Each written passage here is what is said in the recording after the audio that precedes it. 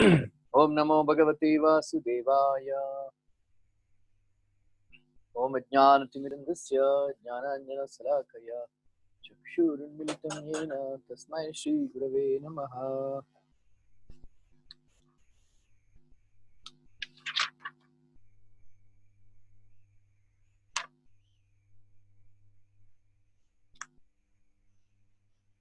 So ఈరోజు 8వ అధ్యాయం సమ్మరీ.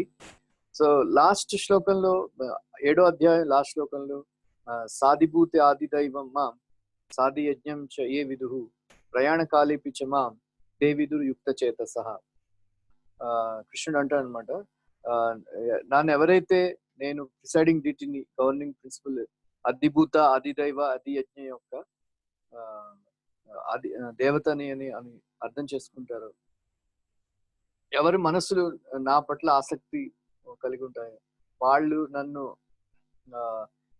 మృత్యు సమయంలో నన్ను స్మరించి నన్ను తెలుసుకుంటారని కృష్ణుడు చెప్తారు అనమాట. సో ఈ శ్లోకం ఆధారంగా అర్జునుడు ఒక 7 ప్రశ్నలు అడుగుతారు 2 శ్లోకాల్లో. యూనో బ్రహ్మం అంటే ఏమిటి, అధ్యాత్మం అంటే ఏమిటి, కర్మ అంటే ఏమిటి, అధిభూత అంటే ఏమిటి, అది దైవం అంటే ఏమిటి, అది యజ్ఞ అంటే ఏంటి, ఎవరైతే ఇంద్రియాల్ని నియంత్రణ చేసుకున్న వాళ్ళు నిన్ను మృత్యు సమయంలో ఎలా తెలుసుకోగలరు, ఈ 7 ప్రశ్నలు అర్జునుడు అడుగుతాడనమాట. సో అది యజ్ఞం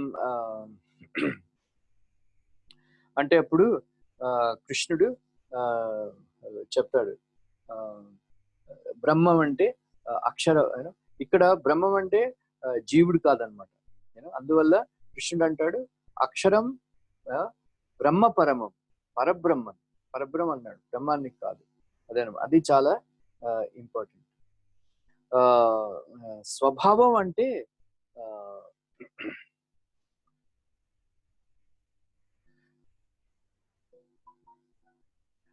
రెండు అర్థాలు అనమాట. ఒకటి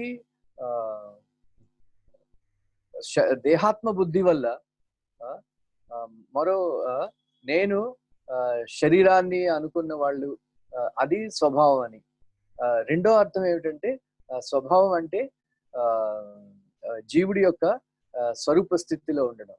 స్వరూప స్థితిలో అంటే నేను శరీరాన్ని కాదు, నేను ఆత్మని, కృష్ణుడి యొక్క నిత్య సేవకుడిని అనుకోవడం స్వభావం అన్నమాట. సో పరమాత్మ. సో ఇక్కడ స్వభావం అంటే బద్ధ జీవుడు కాదు, ముక్త జీవుడు అని అర్థం అన్నమాట. సో విసర్గ జీవ కర్మ అంటే మనం ఏం పని చేస్తున్నా ఆ కర్మ మన మరుసటి శరీరాన్ని తయారు చేసే కార్యాన్ని కర్మ అంటారు అనమాట. సో మనం ఎప్పుడైతే ఏ విధమైనటువంటి కర్మ చేసినా మన మరుసటి శరీరం తయారు చేయడానికి మనం ప్రయత్నిస్తున్నట్టు అనమాట. అందువల్ల కృష్ణుడు 3వ అధ్యాయంలో చెప్పాడు, యజ్ఞార్థాత్ కర్మణో అన్యత్ర లోకోయం కర్మబంధన అని. సో యజ్ఞం కోసమే పని చేయి, కర్మ చెయ్యి, లేకపోతే కర్మబంధనంలో బంధించబడిపోతావు అని. సో అందువల్ల మనం ఇక్కడ కర్మ అంటే ఎగ్జాక్ట్ డెఫినేషన్ కృష్ణుడు ఇచ్చాడు అనమాట. అంటే ఏ కార్యం చేసినా మన మరుసటి శరీరాన్ని తయారు చేసేది కర్మ అంటాం అన్నమాట.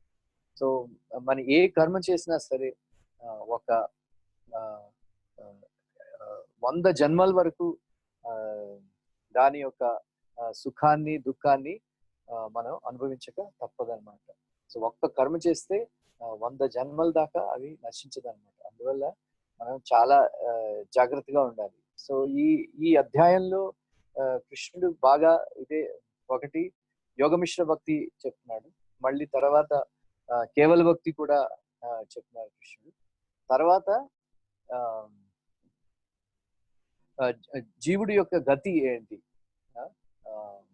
ఉత్తరాయణంలో శరీరం విడిచిపెడితే ఎలాగా, దక్షిణాయనంలో శరీరం విడిచిపెడితే ఎలాగా, మరొకటి ఏంటంటే కృష్ణుని ఎలా తెలుసుకోవాలి. అన్నిటికన్నా ముఖ్యమైనటువంటి విషయం ఏం చెప్పారంటే కృష్ణుడు ఈ ఆర్ట్ ఆఫ్ లివింగ్ అని రవిశంకర్ గారు ఉన్నారు. మనం ప్రభుపాద చెప్పారు, మనం ఆర్ట్ ఆఫ్ లివింగ్ కాదు, ఆర్ట్ ఆఫ్ డైయింగ్ నేర్పిస్తాం. ఎందుకంటే మనం ఏ పని చేసినా సరే, మంచి పని చేస్తామా చెడ్డ పని చేస్తామా, ఇవన్నీ కూడా మనకి మృత్యు సమయంలో మనకి తెలియబడుతుంది అనమాట. సో అందువల్ల మనం ఏం పని చేసినా సరే అంతే నారాయణ స్మృతి అవ్వాలి. సో అదే కృష్ణుడు మృత్యువులో ప్రయాణకాలం అంతకాలం ఈ రెండు చాలా ఇంపార్టెంట్. నేను ఎక్స్ప్లెయిన్ చేస్తాను ప్రయాణకాలం ఏంటి, అంతకాలం ఏంటి, ఇవన్నీ కూడా. సో మంచి ముఖ్యమైనటువంటి శ్లోకం అనమాట. 8:13 అనన్యచేత సతతం యోమాం స్మరతి నిత్యసః తస్యాహం సులభపార్థ నిత్యయుక్తస యోగినః అని. ఇది ఈ అధ్యాయానికి కూట శ్లోకం అనమాట. పెండెంట్ శ్లోకం అంటారు అలాగా. సో ఈ శ్లోక దీనిలో కేవల భక్తి కృష్ణుడు ఎక్స్ప్లెయిన్ చేస్తారు అనమాట. సో మిగతా శ్లోకాల్లో యోగమిశ్ర భక్తి, కొంచెం జ్ఞానం, తర్వాత అన్య లోకాలు ఎలా చేరుకోవాలో ఇవన్నీ కృష్ణుడు చెప్తారు. కానీ ఈ శ్లోకంలో మాత్రం కృష్ణుడు బాగా అతని భక్తి ఎలాగా చేయాలి అని. ఇక్కడ ఇది తారక బ్రహ్మ యోగం అంటారు. సో ఇక్కడ యోగం అంటే చిత్తవృత్తి నిరోధం అని అనుకోకూడదు అనమాట. ఈ అధ్యాయానికి యోగం అంటే చిత్తవృత్తి నిరోధం. కానీ ఈ అధ్యాయంలో ఈ యోగానికి అర్థం చిత్తవృత్తి నిరోధం కాదు, ఉపాయం అన్నమాట. కృష్ణుణ్ణి ఎలా పొందాలో ఉపాయం అని ఒక ఆచార్యుడు అంటాడు. సో ఇది పరమమైన అక్షరం. బ్రహ్మ అంటే ఇక్కడ బ్రహ్మ తద్బ్రహ్మ అంటే ఈ బ్రహ్మం కాదు. అంటే నువ్వు బ్రహ్మాన్ని అర్థం చేసుకునే స్థితిలో లేవు. ఎందుకంటే బ్రహ్మం చాలా చాలా దూరంగా ఉన్నది ఇంద్రియాలకి, మనస్సుకి. సో ఎంత దూరం అంటే 1,000,000 జన్మల దూరం అని అంటారు. 1,000,000 జన్మల దూరం. కానీ ఆ 1,000,000 జన్మల్ని కూడా క్షణంలో గురువు యొక్క కృప ద్వారా మనం పొందొచ్చు అనమాట. సో అక్షరం అంటే నాశనం అవనది అంటే ఓంకారం, సిలబుల్స్ అండ్ మాయ. సో ఇక్కడ అక్షరం బ్రహ్మపరమం అంటే కృష్ణుడు అతివ్యాప్తి దోషాన్ని అవాయిడ్ చేస్తున్నాడు అనమాట. అంటే ఒక్క శబ్దం, సంస్కృతంలో ఒక్క శబ్దం ఎన్నో రకాలైన అర్థాలు ఉంటాయి. అందువల్ల మనం ఇంకో బ్రహ్మం అంటే జీవుడు కానీ ఇవన్నీ మాయ కానీ అనుకోకూడదు అనమాట. ఇక్కడ బ్రహ్మం అంటే పరబ్రహ్మం అంటే కృష్ణుడు కానీ అంతర్యామి పరమాత్మ అని అర్థం చేసుకోవాలి. సో ఈ అధ్యాత్మం అంటే జీవ స్వభావం. సో ఈ జీవ స్వభావం ఏమిటి? మనం ఎప్పుడు కూడా మనం బ్రతకాలి మనం అనుకుంటాం, నిత్యం బ్రతకాలని మనం అనుకుంటాం. అందుకే మనకి మృత్యు అంటే చాలా భయం. మరొకటి ఏంటంటే మనం అన్నిటి గురించి తెలుసుకోవాలి అని మనకి తాపత్రయం ఉంటుంది. అంటే మనకి జ్ఞానం కావాలి. అందుకే మనం స్కూలు కాలేజీ వెళ్తుంటాం. సో ఆనందం ఇది మన స్వభావం. మనకి ఎప్పుడు కూడా ఆనందం స్వభావం, దుఃఖము అసహజం అన్నమాట. సో అందువల్ల సో ఈ బ్రహ్మం అంటే సచ్చిదానంద, సో బ్రహ్మం యొక్క స్వభావం అన్నమాట. సో మనం ఉపాధిలో ఉన్నప్పుడు ఈ శరీరం ద్వారా ఈ మూడు లక్షణాలని మనం వ్యక్తం చేయడానికి ప్రయత్నం చేస్తాం. అది. సో ఇక్కడ కర్మ అంటే పని చేయాలని సంకల్పం అన్నమాట. సంకల్ప టు డూ వర్క్. సో మనం ఈ పని చేయాలి అనే సంకల్పాన్ని కర్మ అంటారు. సో అధిభూతం క్షరోభావ మీన్స్ క్షర అంటే నాశనం అయిపోయేది అనమాట. సో ఒకసారి ఒక సైంటిస్ట్ కృష్ణుడు డాక్టర్ బెన్ఫోర్డ్ అని ప్రభుపాద్ని కలియడానికి వచ్చారనమాట. అప్పుడు అతను మేము సైంటిఫిక్ రీసెర్చ్ ద్వారా మేము ఈ భౌతిక ప్రపంచం ఏమిటో మనం తెలుసుకోవాలని అనుకుంటున్నాం అంటే ప్రభుపాద్ చెప్పారు, ఈ భౌతిక ప్రపంచం గురించి మీరు ఎప్పటికీ కూడా తెలుసుకోలేరు, ఎందుకంటే క్షణం క్షణం ఈ భౌతిక ప్రపంచం మారుతూ ఉంటుంది అని ఈ శ్లోకాన్ని ప్రభుపాద్ కోట్ చేశారు అనమాట. అధిభూతం క్షరోభావ అంటే ఈ పంచభూత దేహాన్ని అధిభూతం అంటారు అనమాట. సో ఈ శరీరానికి చైతన్యానికి ఇచ్చేది ఎవరంటే ఆది పురుషుడు అనమాట. సో ఈ విరాట్ పురుషుడు అంటారు కదా, సో అది ఆది పురుషుడు అనమాట. సో హిరణ్య గర్భ ఆది పురుష, ఈ సూర్యమండలంలో కనిపించే హిరణ్య గర్భుడే ఆది పురుషుడు అనమాట. సో అది యజ్ఞం అంటే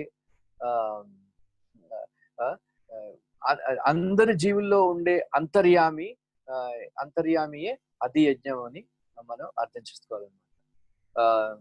మన గుండె కొట్టుకుంటున్నది, కానీ ఎలా కొట్టుకుంటున్నదో మనకి తెలీదు. మన శరీరంలో బ్లడ్ సెల్స్ పనిచేస్తున్నాయి, మన కడుపులో తిన్న అన్నం జీర్ణం అవుతుంది. ఇవన్నీ ఎలాగా పనిచేస్తున్నాయో మనకి తెలీదు. ఎందుకంటే ఈ అంతర్యామి అధి యజ్ఞుడే ఇవన్నీ కూడా చేయిస్తున్నాడు అనమాట. ఇవన్నీ ఈ సెల్స్ అవి మారడం, ఈ శరీరం ఎప్పుడు కూడా మారుతూ ఉంటుంది. ఆ శరీరాన్ని మార్చడం, ఈ గుండె కొట్టుకోవడం, ఈ బ్లడ్ సెల్స్, మలమూత్ర విసర్జనం, ఇవన్నీ కూడా అధి యజ్ఞుడే. మన శరీరంలో జీర్ణ శక్తి ఇవన్నీ కూడా అధి యజ్ఞుడి వల్లే అన్నమాట. సో అది చాలా మనం అర్థం చేసుకోవాలి. సో అంతకాలేచ మామేవ, అంతకాలేచ అంటే అంతకాలం కాదనమాట, అంతకాలం వరకు అంటే నిత్యం కృష్ణుణ్ణి మనం ధ్యానం చేసుకుంటే, స్మరణం చేసుకుంటే అప్పుడు కృష్ణుడు అంతకాలంలో కృష్ణుడు స్మరణ కలుగుతుంది. సో జీవితకాలం అంతా కృష్ణుడిని స్మరిస్తూ ఉంటే అంతకాలంలో కృష్ణుడిని స్మరించకపోయినా పర్వాలేదు. అది చాలా ఇంపార్టెంట్ అంతకాలం. కానీ ప్రభుపాద్ మంచి ఉదాహరణ ఇచ్చారనమాట. నేను 1988లో ఫస్ట్ భగవద్గీత కొనుక్కున్నాను. అప్పుడు చదువుతున్నప్పుడు నేను ఈ శ్లోకం చదివాను అనమాట.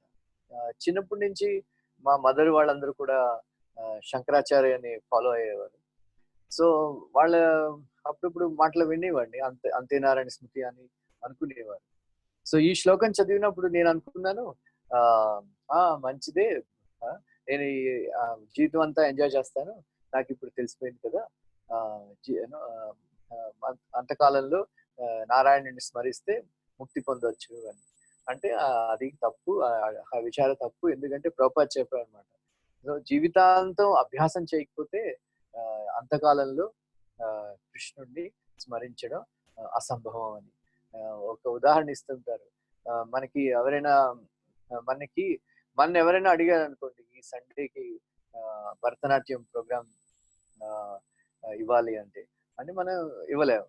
కానీ హేమమాలిని ఎవరిని అడిగితే వెంటనే ఇవ్వగలదు. ఎందుకంటే జీవితాంతం ఆవిడ ఆహ్, అభ్యాసం చేసింది కాబట్టి.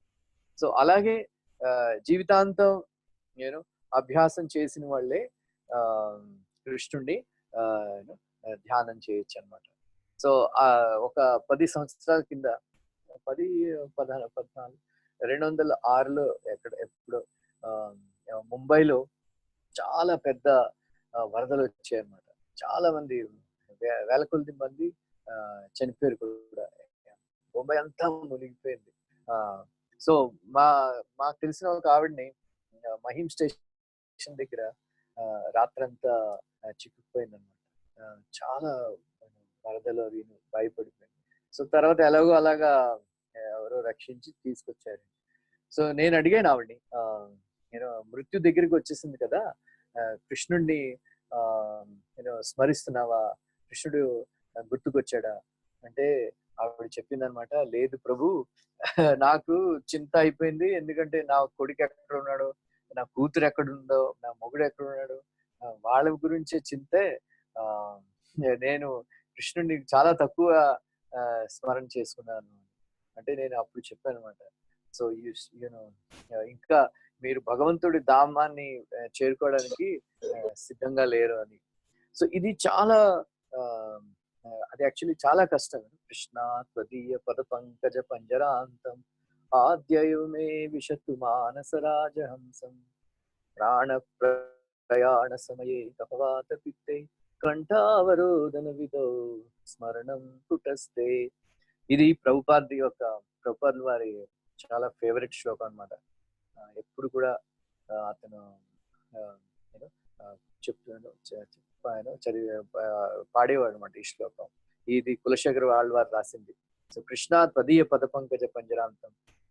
నేను కృష్ణ నా మనస్సు ఈ కలహంస కమలంలో తోటలో మానసరోవరంలో ఎలా ఆడుకుంటుందో అలాగే నీ చరణ కమలంలో నా మనస్సు దూరిపోయి ఎప్పుడు ఆడుకోవాలని నేను వేడుకుంటున్నాను. నేను ఇప్పుడు యవ్వనంలో ఉన్నాను. అందువల్ల నీ స్మరణం బాగా చేసుకోగలుగుతున్నాను.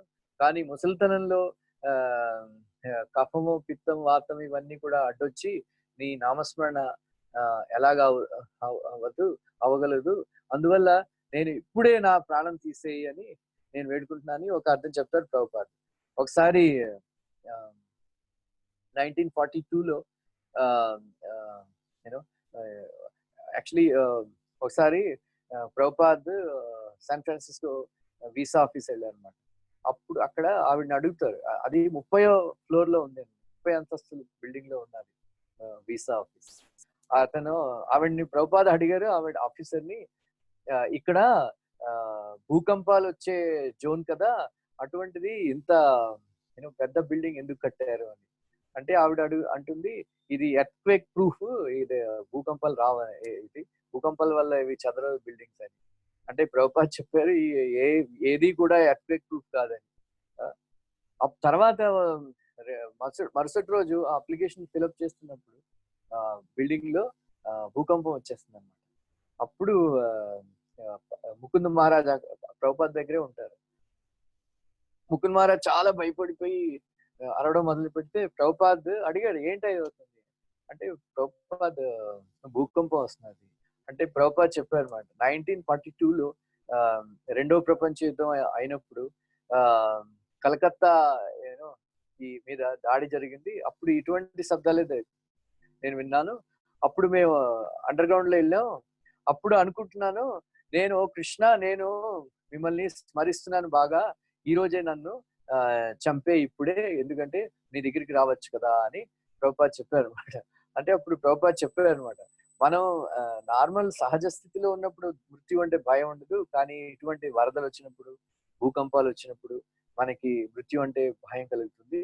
అందువల్ల నిత్యం కృష్ణ స్మరణ చేసుకుంటే ఆ భయం ఏమి ఉండదని అప్పుడు ముకుంద్ మహారాజ్ చెప్పారు అనమాట. నేను ఇన్నాళ్ళు థియరీగా జ్ఞానమే, కానీ ఈ జ్ఞానాన్ని ప్రాక్టికల్ గా రియలైజ్ చేసుకున్న వ్యక్తిని నేను చూస్తున్నానని, ఆత్మ సాక్షాత్కారం పొందిన వ్యక్తిని నేను చూస్తున్నానని ముకుంద్ మహారాజ్ కామెంట్ చేస్తారు.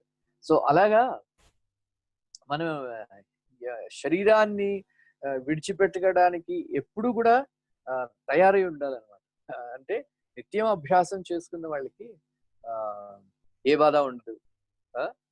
సో అంతకాలేచ మామేవ స్మరణ్ ముక్త్వా కళేవరం. నన్ను స్మరిస్తూ నా శరీరాన్ని ఎవరైతే త్యజిస్తారో వాళ్ళు నా దగ్గరికి వస్తున్నారు, దానిలో ఏమీ సందేహం లేదు అని చెప్తారు అనమాట. అందువల్ల మనం చిన్నప్పటి నుంచి అదే వింటూ ఉంటాం, అంతే నారాయణ స్మృతి, అంతే నారాయణ స్మృతి అని. సో ఈ యోగా మనం ఈ జీవితం అంతా యోగాభ్యాసం చేసిన తర్వాత మనం సిద్ధి పొందేవా లేదా, ఎవరైనా సిద్ధి పొందేడా లేదా అని తెలుసుకోవాలంటే అంతకాలంలో కృష్ణుడిని స్మరిస్తూ శరీరం త్యజించడా, మరి ఇంకెవరినైనా స్మరిస్తూ శరీరాన్ని త్యజించడా, దాన్ని బట్టి మనం తెలుసుకోవచ్చు. కానీ ఒక ముఖ్యమైన విషయం ఏంటంటే చాలా మంది మనల్ని అడుగుతున్నారు, నన్ను అడుగుతున్నారు, ఈ భక్తిచారు మహారాజ్ గారు కోమాలో పోయారు కదా, వారి గతి ఏమిటి అని. అంటే మనం మా సంతాప్ సభలో కూడా డిస్కస్ చేశారు కొంతమంది. ఇదేంటంటే వరాహస్వామి యూనో శ్రీ వైష్ణవులు వాళ్ళ అడుగుతారు అనమాట, చర్మశ్లోకం అంటారు వాళ్ళు, వరాహస్వామి అంటారు అనమాట. ఎవరైతే జీవితకాలంలో వాళ్ళ మంచి ఆరోగ్యంలో ఉన్నప్పుడు నన్ను స్మరిస్తారో, నా నామాన్ని జపిస్తారో, నా గురించి వింటారో, అటువంటి వాళ్ళు కోమాలో చనిపోయినా సరే నేను స్వయంగా వచ్చి శరీరం రిగర్ మార్టిస్ అంటారు, తెలుగులో ఏంటో తెలియదు నాకు. రిగర్ మార్టిస్ అంటే ఒక వ్యక్తి చనిపోయిన తర్వాత శరీరం చాలా గట్టిగా రాయిలా అయిపోతుంది అన్నమాట. సో దాన్ని రిగర్ మార్టిస్ అంటారు. పరమహంసులైనటువంటి వాళ్ళు శరీరాన్ని త్యజించినప్పుడు వాళ్ళకి రిగర్ మార్టిస్ రాదనమాట. తెలుగులో ఏమంటారు నాకు తెలియదు. So rigor mortis set in అవ్వదన్నమాట పరమహంసులు. నేను ఈ విషయాన్ని కళ్ళారా చూశాను అనమాట. మా గురుగారు భక్తి స్వరూపానంద మహారాజ్ శరీరాన్ని త్యజించినప్పుడు ఏదో గొడవ అయిందనమాట. మణిపూర్ వాళ్ళు మణిపూర్ తీసుకెళ్ళాలి, అక్కడ సమాధి చేయాలి అని వాళ్ళు గొడవ పెడుతున్నారు. కానీ మహారాజ్కి కోరిక ఏంటంటే రాధాకుండలో సమాధి చేయాలని. ఈ గొడవలో 2 రోజులు అయిపోతే అప్పుడు శరీరాన్ని తీసుకొచ్చారు. అప్పుడు మేము నా కళ్ళారా చూసాం, అతని శరీరంలో ఏ విధమైనటువంటి గట్టితనం లేదనమాట. ఎక్దమ్ చాలా సాఫ్ట్ గా ఉంది శరీరం. కూర్చోబెట్టి సమాధి పద్మాసనంలో కూర్చోబెట్టి అతనికి సమాధి చేయించారు అనమాట. అది లక్షణం అనమాట. పరమహంసలు అంటే అది లక్షణం. చనిపోయిన తర్వాత హరే కృష్ణ ప్రభు కొయ్యబారదు, శరీరం కొయ్యబారదు. సో అది పరీక్ష అనమాట. సో వరాహస్వామి అంటాడు, నా నామాన్ని జపించిన వాళ్ళు, నా కథలు వినవాళ్ళు, నన్ను స్మరించిన వాళ్ళు ఒక్కొక్కసారి కోమాలో పోయినా, శరీరం కొయ్యబారినా సరే నేను వచ్చి అతని చెవిలో కృష్ణనామాన్ని జపించి నా దగ్గరికి తీసుకొస్తాను అని వరాహస్వామి భూదేవికి ప్రామిస్ చేస్తారు అన్నమాట, ప్రతిజ్ఞ చేస్తారు. అలాగే శ్రీ రామానుజుడు 6 ప్రశ్నలు అడుగుతాడు కంచిపూర్ణని వరదరాజ స్వామిని అడగమని జవాబు. అంటే 6 ప్రశ్నల్లో ఒక ప్రశ్న ఇదే అనమాట. ఒకవేళ భక్తులు జీవితాంతం అభ్యాసం చేసి ఏదో దురదృష్టవశాత్తు ఏదో ప్రారంభ వశంగా అంతకాలంలో కృష్ణుడిని స్మరించకపోతే వాళ్ళ గతి ఏమిటి అని అంటే అప్పుడు వరదరాజ స్వామి జవాబిస్తాడు, జీవితాంతం స్మరణ చేసి నా నామాలను జపం చేసి అంతకాలంలో నన్ను స్మరించకపోయినా సరే నేను స్వయంగా వచ్చి అతని చెవిలో కృష్ణనామాన్ని జపించి అతన్ని నా దగ్గరికి తీసుకెళ్తాను అని వరదరాజ స్వామి ప్రామిస్ చేస్తాను. సో చాలా మంది అంటారు కాశీలో ఎవరైతే శరీరం విడిచిపెడతారో వాళ్ళు రా అంటే శివుడు అక్కడ మా అని చెప్పి రామ అని జపం చేసి శివుడు వాళ్ళకి మోక్షం ఇప్పిస్తాడు అని. అందువల్ల గంగా కాశీ అంటే చాలా ఇంపార్టెంట్. సో నేను చెప్పదలిచింది ఏంటంటే భక్తులు ఏ విధంగా విడిచిపెట్టినా కానీ ఈ జీవితాంతం భక్తి చేస్తే మాత్రం మరి ఇంకా పర్వాలేదు. అప్పుడప్పుడు యాక్సిడెంట్ లో పోవచ్చు, అప్పుడప్పుడు ఈ ఇది ప్రభుపాద గారు అదే అన్నారు అనమాట. అతను అసిస్టెంట్ గా చెప్పారు అనమాట, ఎటువంటి పరిస్థితుల్లో కూడా నన్ను హాస్పిటల్కి తీసుకెళ్ళద్దు, ఎందుకంటే నేను ఆచార్యుడిని, ఈ ఆచార్యుడు శరీరాన్ని ఎలా విడిచిపెట్టాడు అని అందరూ కూడా చర్చించుకుంటారు ప్రపంచం అంతా, ఎస్పెషలీ భారతదేశంలో. అందువల్ల ఏ విధమైన ఎట్టి పరిస్థితుల్లో కూడా నన్ను హాస్పిటల్కి తీసుకెళ్ళద్దు. లాస్ట్ టైంలో ఏ విధమైన ట్యూబులు కానీ ఇవన్నీ ఇంజక్షన్లు కానీ నా శరీరానికి వద్దు, నేను కృష్ణుడిని స్మరిస్తూ ఈ శరీరాన్ని విడిచిపెట్టేస్తాను. సో చాలా మంది భక్తులు కూర్మరూపుడు ప్రభు అని మీరు బృందావనం వెళ్తే మీరు వినుంటారు. అతను ఈ గోశాల నిర్మించి చాలా మంది గోవుల్ని రక్షించాడు అనమాట. జీవితాంతం గోరక్షణ చేశాడు అనమాట. అతనికి క్యాన్సర్ వస్తే అతను చెప్పాడు, నేను కెమోథెరపీ అవి తీసుకోవడానికి ఢిల్లీ అది వెళ్ళను, ఇక్కడే కృష్ణుడి స్మరిస్తూనే శరీరాన్ని విడిచిపెట్టేస్తానని. ఏ విధమైనటువంటి చికిత్స అతను తీసుకోలేదన్నమాట. అలాగే ఆ బృందావనంలో శరీరం విడిచిపెట్టాడు. బ్రహ్మానంద ప్రభు కూడా అలాగే. బ్రహ్మానంద ప్రభు ప్రభుపాదకి చాలా ప్రియుడు అనమాట. అతను అన్నాడు అనమాట, బ్రహ్మానంద బార్ అండ్ రెస్టారెంట్ లో చూసినా సరే ఎవరైనా ఇంకా అతను నాకు ఇంకా ప్రియుడే అని. అప్పుడు అతనికి లాస్ట్ లో జంప్ చేస్తే వాళ్ళు అంబులెన్స్ లో పెట్టి బృందావనం ఢిల్లీ తీసుకెళ్ళాలని అనుకున్నారు అనమాట. అంటే అప్పుడు వెహికల్లో కూర్చోబెట్టుకుంటూ ఉంటే అక్కడే బృందావనంలో శరీరం విడిచిపెట్టాడు అనమాట. సో నేను ఒక వ్రజవాసి నాతో అన్నాడు అనమాట, బృందావనంలో ఉండడం వల్ల వ్రజవాసి అవడు, బృందావనంలో శరీరం త్యాగం చేయడం వల్ల వ్రజవాసి అవుతాడని. సో నిజమైన వ్రజవాసి బృందావనంలో చనిపోయిన వాడని అతను అంటున్నాడు. సో మంచి ఇలాగా భక్తులకి మనకి అంతకాలం అంటే అంతకాలం వరకు సో మరొక ఆచార్యుడు అంటాడు,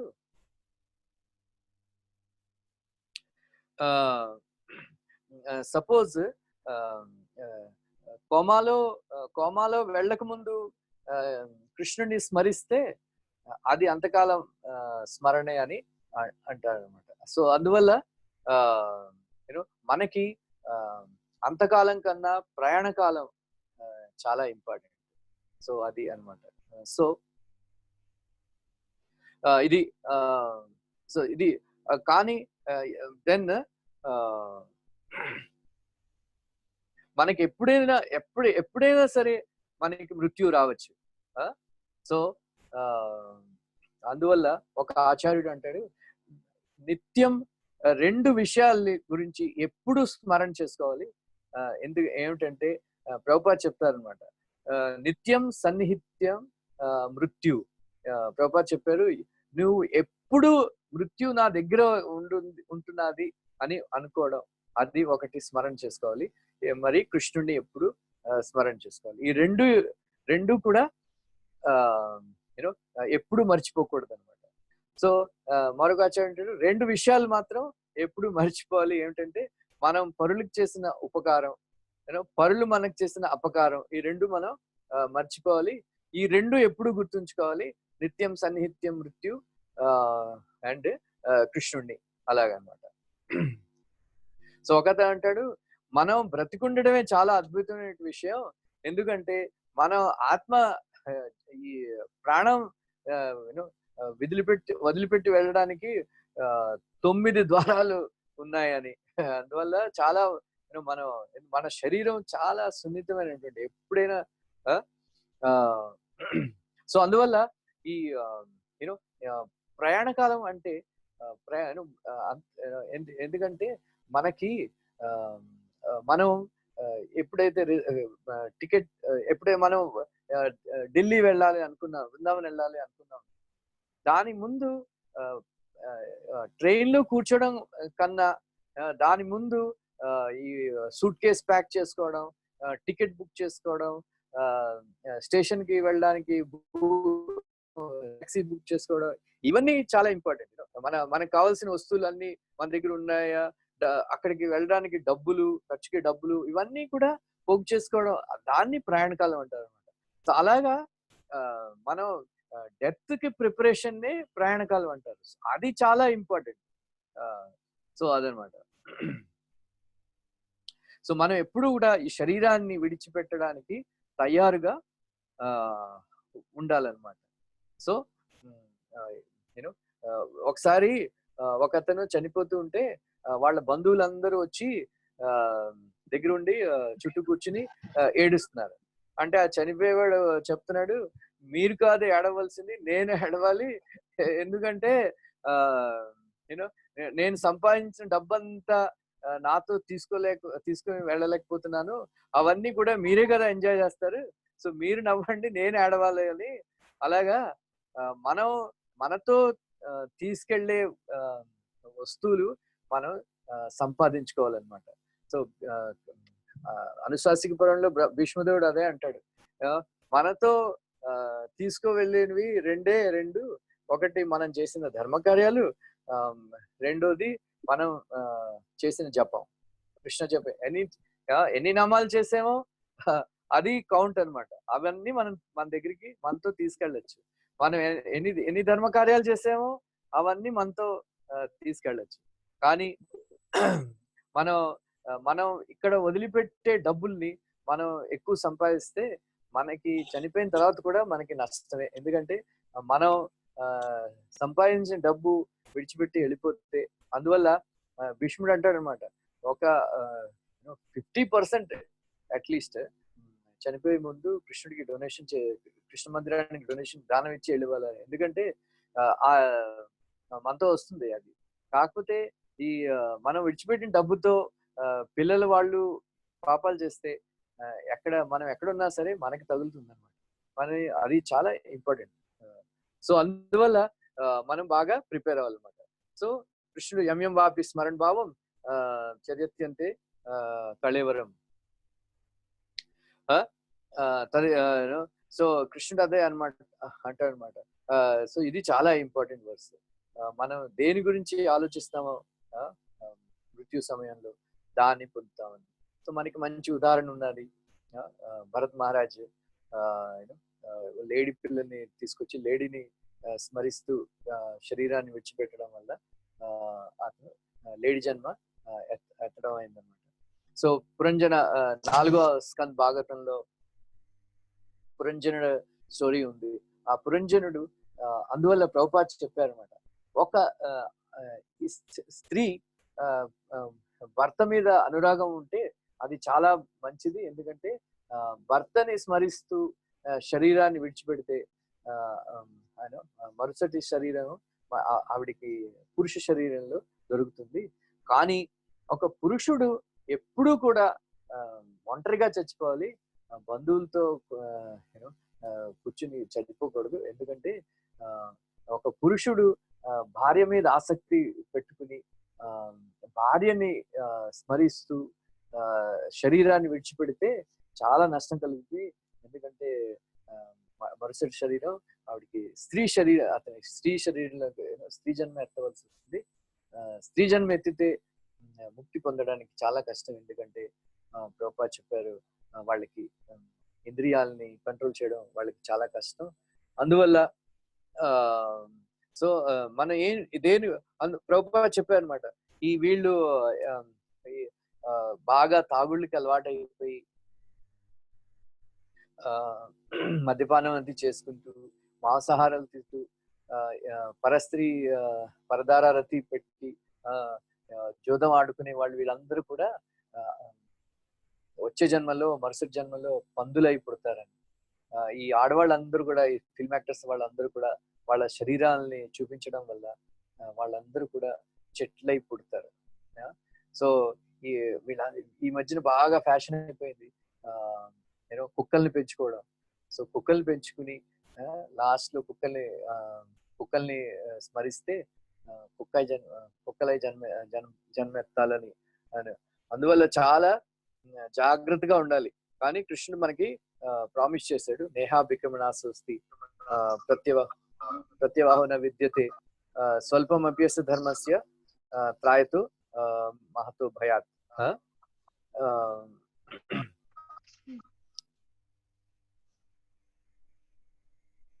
సో ఇది చాలా ఇంపార్టెంట్ అనమాట.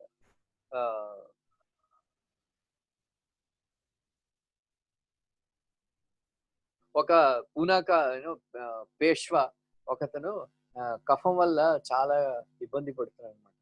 అప్పుడు డాక్టర్ చెప్పి, నేను ఈ కఫానికి మందిస్తే నువ్వు అతిసారం వల్ల నీకు వస్తుంది, చాలా దుఃఖపడచ్చు, ఏం చేయాలి అంటే పేష్వా అంటాడు, కఫానికి మందివ్వు, ఎందుకంటే నేను కృష్ణస్మరణ చేయను, కృష్ణ నామాలని జపం చేయొచ్చు అని.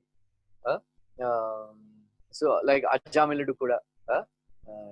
సో ఇది చాలా ఇంపార్టెంట్.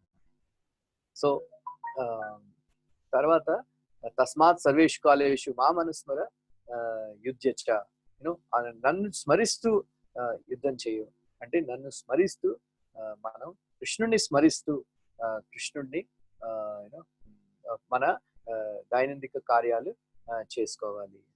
అంటే నేను చెప్పాను కదా, వీసా ఆఫీస్ లో ఆవిడ చాలా ఆశ్చర్యజనకంగా, ఆవిడకి ఎలా తెలుసో ఆవిడ ప్రభుపాద్ని అడిగింది అనమాట, ఏంటి స్వామీజీ మీరు అంటారు నిత్యం కృష్ణ స్మరణ చేసుకోవాలి, కానీ అది చాలా కష్టం కదా అంటే ప్రభుపాద్కి ఆశ్చర్యం అయిపోయింది ఈవిడ అలా అటువంటి ప్రశ్న.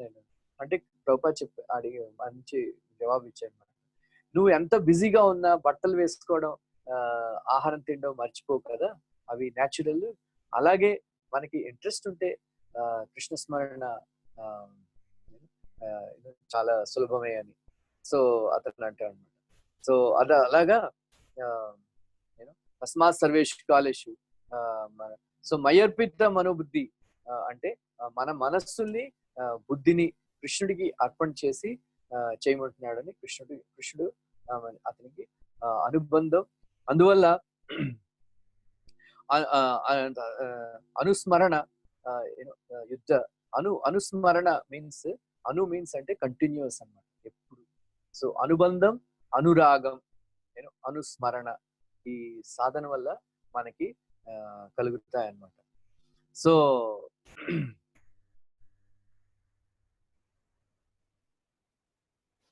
మైండ్ ఈ మనస్సు ఏంటంటే విమర్శనాత్మకం అంటే మనం ఒక దూదిని తీసుకుని మనం ఒక వస్త్రంగా మనం దాన్ని ఎక్స్పాండ్ చేయొచ్చు అన్నమాట.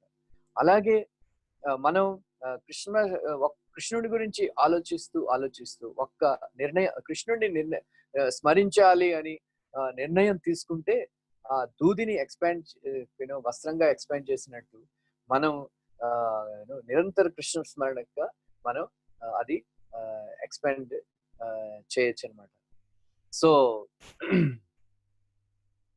అందువల్ల కృష్ణుడిని చితి చింత ఈ రెండు అనమాట. చితి చింత, చితి అంటే చనిపోయినప్పుడు మనం చేసేది అనమాట చితి, చింత అంటే ఎప్పుడు శోకించడం అనమాట. సో చితి అంటే మనం చనిపోయినప్పుడు మన శరీరాన్ని కాల్చేది చితి అంటారు. చింత అంటే మనం బ్రతుకున్నప్పుడు మనని కాల్చేది చింత అంటారు. అందువల్ల చింత చితి బన్ జాతా హై, ఈ చింతే చితి అయిపోతుందని ఒక హిందీలో కహావత్ అన్నమాట. అందువల్ల కానీ మనం చింతన చేయాలన్నమాట. చితి, చింత, చింతన. చింతనం అంటే పుష్టి, తుష్టి, దృష్టి మనకి కలుగుతాయి అనమాట. సో అనుచింత మనకి అభ్యాసం యోగం వల్ల వస్తుందన్నమాట. సో అభ్యాస యోగ యుక్తేన చేతసా నా నిగామేన ఒక ఆచార్యుడు అంటాడు అనమాట. అదే మనకి ఆ కృష్ణుడు ఒకే ఒక యోగం భగవద్గీతలో చెప్పాడు.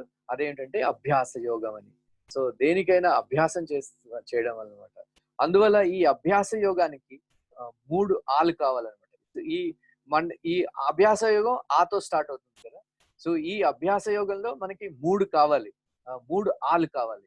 అంటే ఏంటంటే యూనో అనుచింతన, అవ్యభిచారిణి భక్తి అండ్ దెన్ అనన్య భక్తి. ఈ 3 కావాలన్నమాట. సో ఇది చాలా సో ప్రయాణకాలే. అందువల్ల సో సో కృష్ణుడిని ఎలాగా ధ్యానం చేసుకోవాలి అంటే కృష్ణుడు చెప్తాడు అనమాట. కవిం పురాణం అనుశాసితారం అనురణీయాంసం అనుస్మరేత్య సర్వస్య దాతారం అచింత్య రూపం ఆదిత్యవర్ణం తమసః పరస్తాత్.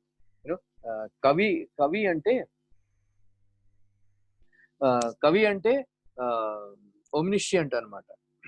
ఒమ్నిషియంట్ అంటే సర్వజ్ఞుడు అని, సర్వవ్యాపకుడు అని. సో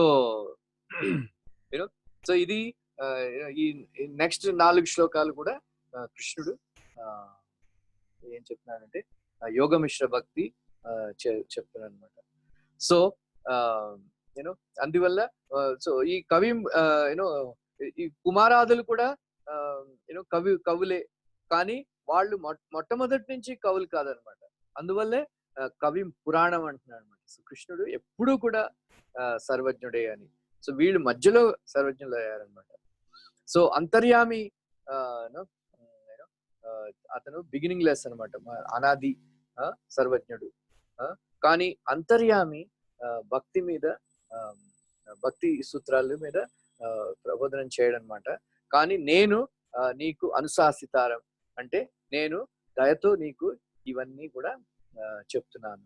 సో ఈ విషయంలో విశ్వనాథ్ జగ్గు ఠాకూర్ చెప్తారు, అందరికీ కూడా కృష్ణుడు అంతర్యామి రూపంలో ఉంటాడు, కానీ భక్తులకి మాత్రం కృష్ణుడు కిషోర రూపంలో శ్యామ్ సుందర్ భగవంతుడు మన హృదయాల్లో ప్రవేశించి మనకి ఈ పరమాత్మ ఎప్పుడు నిరపేక్ష అనమాట, న్యూట్రల్ గా ఉంటాడు. కానీ కృష్ణుడు న్యూట్రల్ గా ఉండడు. మనకి మన భక్తిలో అడ్వాన్స్ అవడానికి మనకి ఎంతో సహాయం చేస్తాడు అనమాట. సో మళ్ళీ అనోరణీయాంశం అంటే జీవుడి కన్నా సూక్ష్మమైనటువంటి రూపంలో నేను ఉంటాను. అంటే జీవుడిలాగా సూక్ష్మ రూపుడా కాదు, నేను సర్వస్య దాతారం, అందరినీ కూడా కంట్రోల్ చేసి నేను మెయింటైన్ చేస్తున్నాను. అందువల్ల నేను అన్లిమిటెడ్, అచింత్య రూపం. చాలా నన్ను తెలుసుకోవడం చాలా కష్టం. నేను అందరూ అనుకుంటారు నేను మానవ శరీరంలో వచ్చినప్పుడు సాధారణ మానవుడిని అనుకుంటారు. ఇంకా బ్రహ్మదేవుడు కూడా అలాగే అనుకున్నాడు. కానీ కృష్ణుడి యొక్క అచింత్య రూపం అన్నమాట, ఆదిత్య వర్ణం, సూర్యుడిలాగా. సూర్యుడు ప్రపంచం అంతా ఈ వెలుగులు ఎలా ఇస్తాడో అందరి హృదయాల్లో కూర్చుని కృష్ణుడు కూడా జ్ఞానాన్ని ప్రసాదిస్తాడు అనమాట. సో అలాగా కృష్ణుడు తన గురించి, ఎందుకంటే ఈ నెక్స్ట్ 4 శ్లోకాస్ యోగమిశ్ర భక్తి అన్నమాట. ప్రయాణకాలే మనసాచలేన భక్త్యాయుక్తో యోగ బలేన చైవ. సో భ్రువోర్ మధ్య ప్రాణమావేశ సమ్యక్ సతం పరం పురుషమోపేతి చాద్యం. సో అందువల్ల కృష్ణుడు ఇక్కడ సాధకులకి రెండు ఉండాలన్నమాట. ఒకటి ధ్యానము, 2 భక్తి అన్నమాట. సో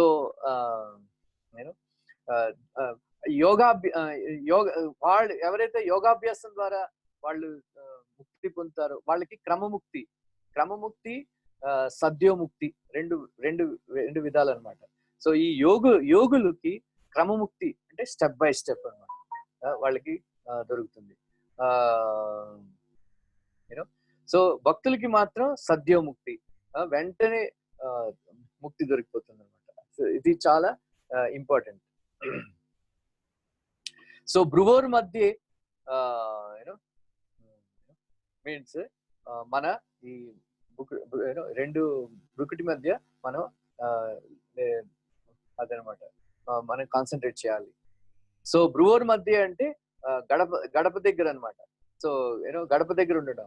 సో మనకి రెండు మార్గాలు, ఒక ప్రకృతిలో మళ్ళీ మనం శరీరానికి దొరకచ్చు, లేకపోతే ముక్తి పొందొచ్చు అనమాట. సో అందువల్ల కర్మలంపట్లు, యోగులు, జ్ఞానులు, ఈ 3 రకాల వాళ్ళు కూడా అదనమాట. సో ఇది చాలా ఈ ప్రయాణ కాలం మనకి చాలా ఇంపార్టెంట్ అనమాట. సో సో ఈ 4 శ్లోకాల్లో కృష్ణుడు సర్వద్వారాణి సంయమ్య. సో సర్వద్వారాణి సంయమ్య మీన్స్ యోగి అన్ని ద్వారాలు మూసేయాలన్నమాట. అన్ని ద్వారాలు మూసేసి ఇంద్రియాలు, ఈ నవద్వారాలు సో నిగ్రహణ చేసుకోవడమే సర్వద్వారాణి సంయమ్య అంటారు. సో మనకి సంయమన అంటే మనకి తెలియాలి ఎప్పుడు ఓపెన్ చేయాలో, ఎప్పుడు క్లోజ్ చేయాలో. ఇవి మనకి మన చేతుల్లో ఉండాలన్నమాట. సో చైతన్య మహాప్రభు చెప్తాడనమాట, ఈ ఓంకారాన్ని ధ్యానం చేస్తూ శరీరాన్ని విడిచిపెట్టాలి. వాళ్ళ యోగులకి అదనమాట. సో ఈ ఓంకారానికి కృష్ణుడికి భేదం లేదు. అది మనకి చైతన్య మహాప్రభు చెప్తారనమాట. సో తర్వాత ఇది చాలా మాముపేత్య పునర్జన్మ దుఃఖాలయమ శాశ్వతం నాప్నువంతి మహాత్మన సంసిద్ధి కురునందన.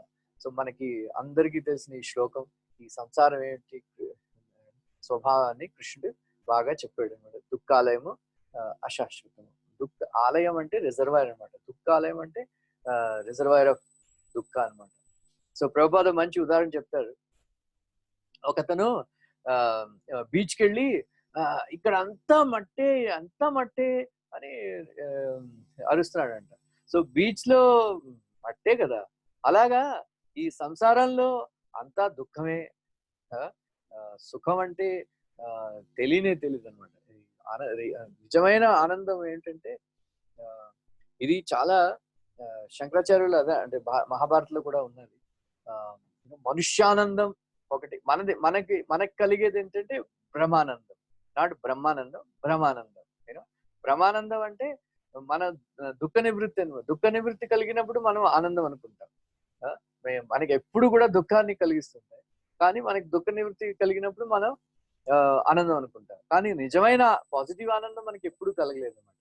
సో శంకరాచార్య తైత్రీ ఉపనిషత్తులో మనుష్యానందం గురించి చర్చించారు అనమాట. ఒక్క యుధిష్ఠిర్ మహారాజుడే కి మనుష్యానందం దొరికింది.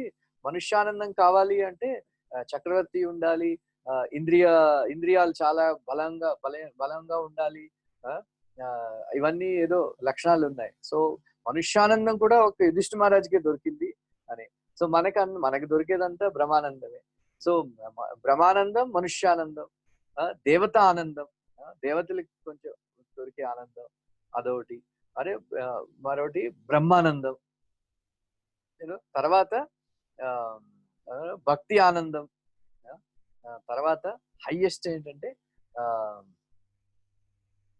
సేవానందం, కృష్ణుడి యొక్క సేవ చేసుకునే అది చాలా హైయెస్ట్ అన్నమాట.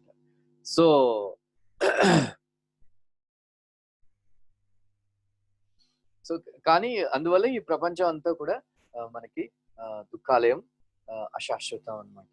సో అందువల్ల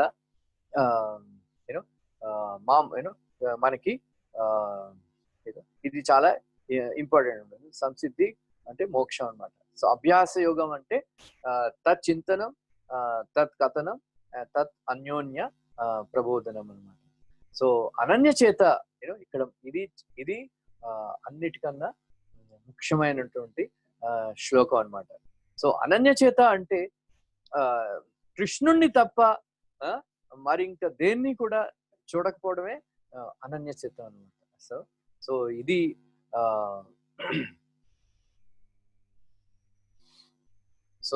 ఇది చాలా ముఖ్యమైనటువంటి అనన్య చేత కృష్ణుడు చెప్తున్నాడు అనమాట.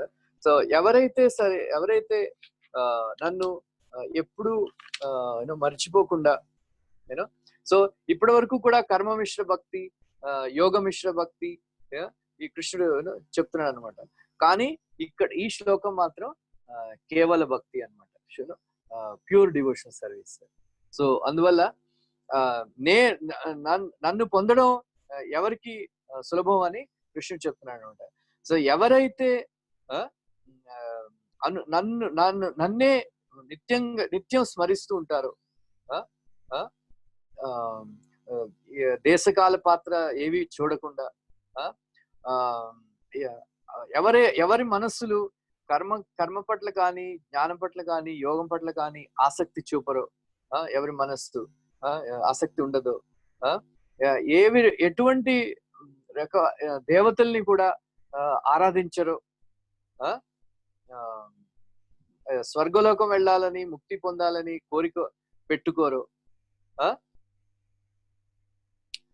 అటువంటి వాళ్ళు ఏ విధంగా బాధలు పడకుండా నన్ను సులభంగా చేరుకుంటారు అని తాత్పర్యంలో రాస్తారనమాట.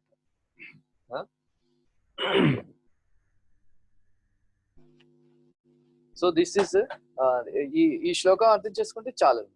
సో మరో ఇంపార్టెంట్ శ్లోకం ఏమిటంటే అబ్రహ్మ భూనాల్లోక పునరావర్తినో అర్జున మాము ప్రతిత్ కౌంతేయ పునర్జన్మ నా విద్యతే. సో ఈ రెండు అర్థాలు. అబ్రహ్మ భూనాలోకం అంటే బ్రహ్మలోకం వరకు, కొంతమంది అంటారు బ్రహ్మలోకం కూడా.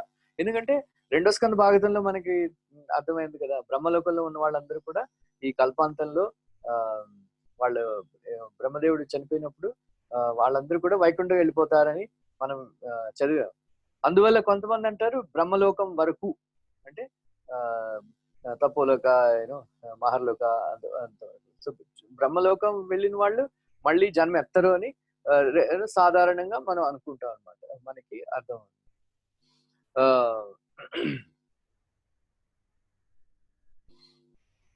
సో సకామ కర్మయోగి అంటే వేదాలు ప్రకారం వాళ్ళు కర్మలు చేస్తారు, పాపాలని చేయకుండా వాళ్ళు వాళ్ళని రక్షించుకుంటారు. ఇష్ట యజ్ఞ కర్మ, మన ఇష్టాలని పూర్తి చేసుకోవడానికి యజ్ఞ కర్మలు అవి చేస్తుంటారు. బావులు బావుల్ని చేయించడం, ఇవన్నీ ధర్మశాలల్ని పెట్టించడం, అన్నసత్రాలు, ఇవన్నీ కూడా వాళ్ళందరూ కూడా పై లోకాలకు వెళ్ళి అక్కడ బాగా ఎంజాయ్ చేసి మళ్ళీ వచ్చి మంచి కులాల్లో జన్మించి నిష్కామ కర్మయోగం చేసి మెల్లమెల్లగా వాళ్ళు బ్రహ్మలోకం వాళ్ళకు వెళ్తారన్నమాట. సో లోకం అంటే స్థితి అన్నమాట. మీరు ఇప్పుడు నా కథ వింటున్నారు, కానీ ఏదో మరో సినిమా గురించి ఆలోచిస్తున్నారు, లేకపోతే న్యూస్ గురించి ఆలోచిస్తున్నారు అంటే మీరు అక్కడ ఉన్నట్టు లెక్క. అదో మన మనస్థితి, మీ మైండ్, మన మనస్సు ఎక్కడుందో మనం అక్కడే ఉంటాం. అలాగే అందుకే ప్రభుపాద్ చెప్పారనమాట, ప్రతిరోజు జపం చేసుకుంటున్నప్పుడు ఈ గోలోక బృందావనం గురించి ఎప్పుడు కూడా మనం ఆలోచించాలని మన ప్రభుపాద్ మనకి చెప్తారనమాట చైతన్య చరితామృతిలో. సో మనం మనస్సు గోలోక బృందావనం గురించి ఆలోచిస్తే మనం గోలోక బృందావనంలో ఉన్నట్లే. అది మన స్థితే లోకం అంటే అదే అనమాట.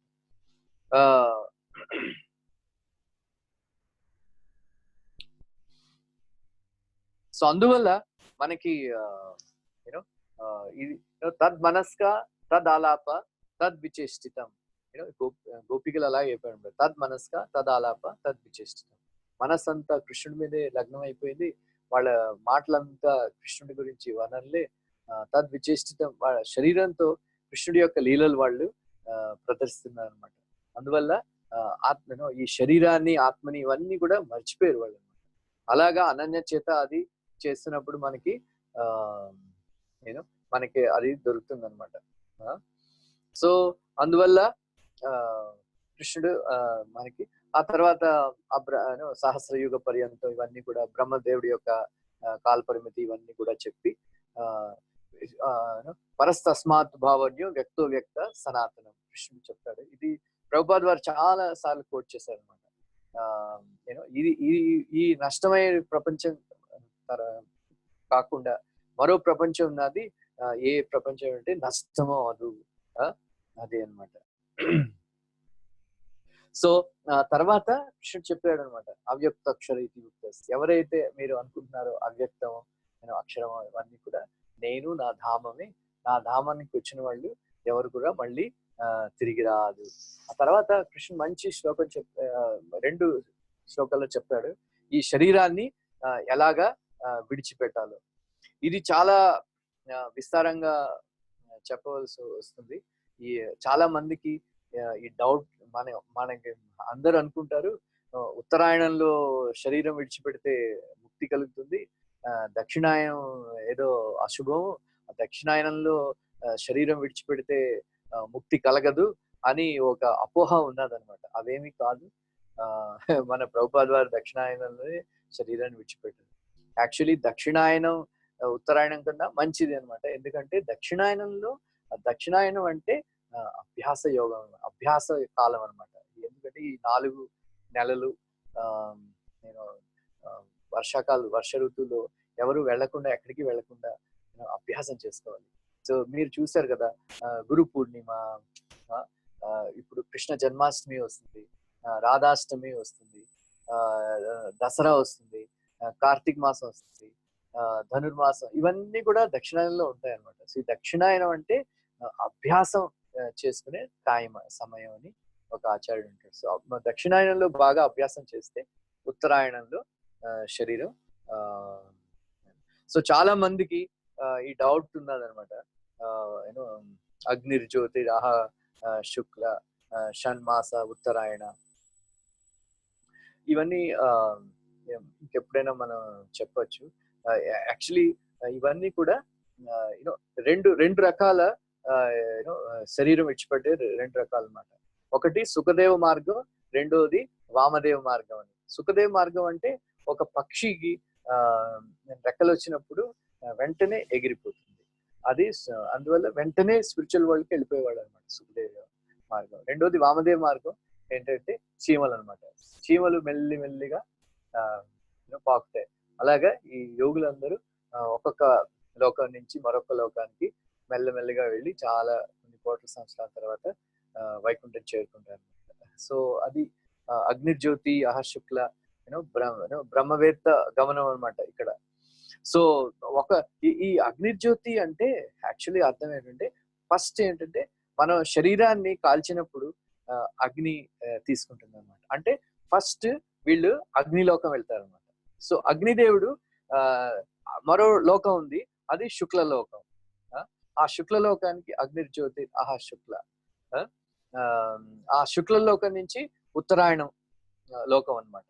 ఆ ఉత్తరాయణం వీళ్ళందరికీ కూడా అభిమాన దేవతలు ఉంటారు అనమాట. అగ్ని ఈ రోజు దినానికి పగలికి అగ్ని అభిమాన దేవత, అలాగే రాత్రికి అభిమాన దేవత, ఈ శుక్లపక్షానికి అభిమాన దేవత, కృష్ణపక్షానికి అభిమాన దేవత, ఉత్తరాయణానికి అభిమాన దేవత, అలాగా బ్రహ్మలోకం అభిమాన, అలాగనమాట.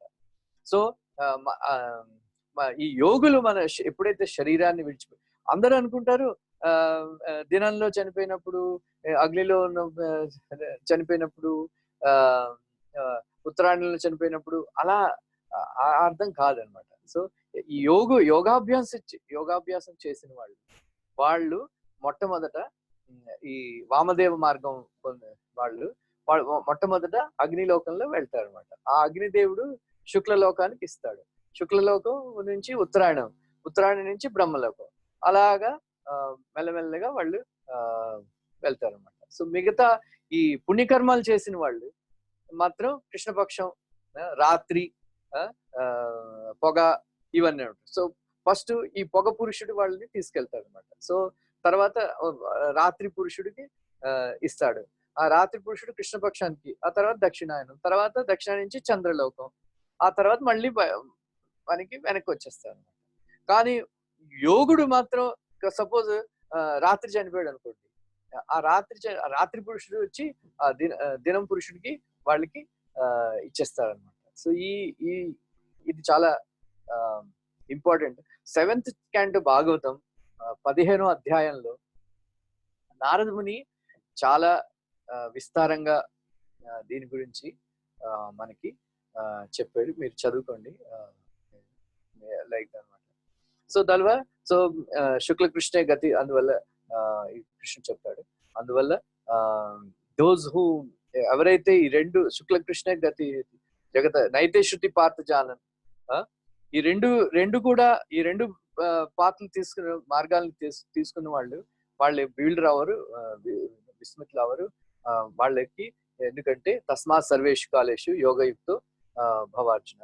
దెన్ లాస్ట్ శ్లోకం ప్రభుపాద్ చాలా మంచి తాత్పర్యం రాశారు. ఇది చాలా ఒకసారి చదువుకోండి. వేదేషు యజ్ఞేషు తపస్సు చైవ దానేషు యత్ పుణ్యఫలం ప్రతిష్టం అత్యేతి తత్సర్వం ఇదం విదిత్వా యోగి పరమ స్థానం ఉపైతి చాద్యం. సో భక్తి యోగి మాత్రం వేదాలు చదవడం వల్ల, యజ్ఞాలు చేయడం వల్ల, తపస్సు చేయడం వల్ల, దానాలు చేయడం వల్ల ఏదైతే పుణ్యఫలం వస్తుందో ఈ భక్తి యోగులకి కర్తల మార్గం ఈ సులభంగా అన్ని మార్గాలు వల్ల కలిగే ఫలాలన్నీ భక్తుడికి చాలా సులభంగా ప్రాప్తించి సుఖదేవ మార్గంలో అంటే వెంటనే వైకుంఠానికి చేరిపోతాడని అంటారు అనమాట. సో ఈ విషయంలో యయాతి మహారాజ్ మంచి ఉదాహరణ అనమాట. ఈ యయాతి మహారాజ్ ఎన్నో 1000 సంవత్సరాలు దేవయానితో స్వరమిష్టతో ఎంజాయ్ చేస్తాడు. కానీ ఎప్పుడైతే అతనికి తెలిసిపోయిందో ఈ నేను చేస్తున్నది వృధా, ఎంత అగ్నిలో నెయ్యి పోస్తే ఎలాగ ఇంకా రగులుకుంటుందో అలాగే కామాన్ని ఎంజాయ్ చేయడం వల్ల కామం వల్ల ఈ కోరికలు బాగా వృద్ధి చెందుతాయి కానీ తారగవు. అందువల్ల ఈ కామాన్ని విడిచిపెట్టేయాలి అని కృష్ణుని ధ్యానం చేసుకోవాలి అని అతనికి ఎప్పుడైతే రియలైజేషన్ కలిగిందో వెంటనే సుఖదేవ గోస్వామి మంచి ఉదాహరణ ఇస్తారన్నమాట.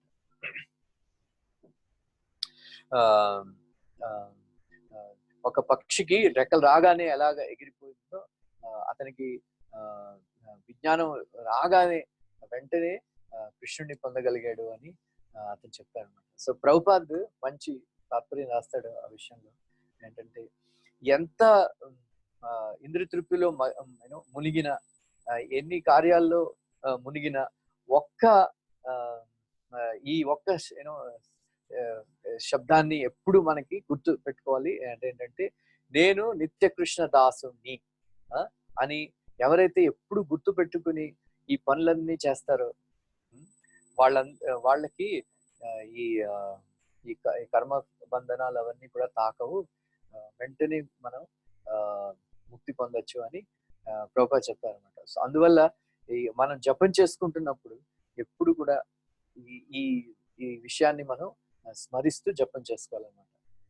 సో విశ్వనాథ జగ ఠాకూర్ కూడా 10వ స్కంద భాగవతంలో మంచి పర్కోట్ రాస్తారు. అందువల్ల అదే ఏంటంటే మనం రెండు విషయాలు, ఒకటి ఏంటంటే మనం జపం చేసుకున్నప్పుడు కృష్ణనామాల్ని వినడానికి ప్రయత్నిస్తూ జపం చేసుకోవాలి.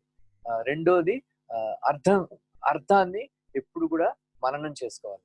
సో అర్థాన్ని మననం చేసుకోవడం అంటే ఓ రాధాకృష్ణ నేను నాకు నీ నిత్య సేవలో నియోగించు అని అనుకోవడం అనమాట. ఈ అర్థాన్ని మన మనస్సులో రికార్డ్ చేయించాలన్నమాట. సో ఆ రికార్డ్ ఎప్పుడు కూడా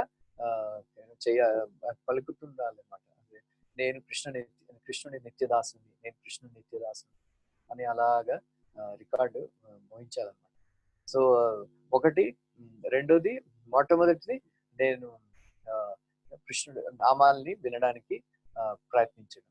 సో మూడోది ప్రభుపాద చెప్పారు, ప్రతిరోజు ఆధ్యాత్మ లోకాలను గురించి విచారణ చేయాలి. జపం చేసుకున్నప్పుడు గోలకొండ ఎలా ఉంటుంది, నవద్వీపధామం ఎలా ఉంటుంది, ఇవన్నీ కూడా విచారణ చేసుకుంటే ఇది మనకి అంతకాలే చ మామేవ స్మరణ ముక్త్వా కళేవరం య ప్రయాతి సమద్భావం యాతి నాస్తి అత్ర సంశయ. శుభం. Hare Krishna. Thank you very much.